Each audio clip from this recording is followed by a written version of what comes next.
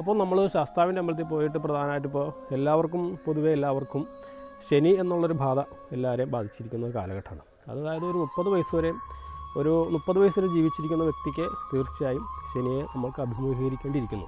കാരണം കണ്ടകശനി, ഏഴരശനി, പിന്നെ അഷ്ടമശനി, അങ്ങനെയുള്ള കുറച്ച് ശനികളൊക്കെ ഈ ചന്ദ്രാൽ വരുന്ന ചില വിഷയങ്ങളാണ്. ജ്യോതിഷത്തിലേക്ക് പോകുമ്പോൾ ചന്ദ്രാൽ വരുന്ന ചില വിഷയങ്ങളാണ്.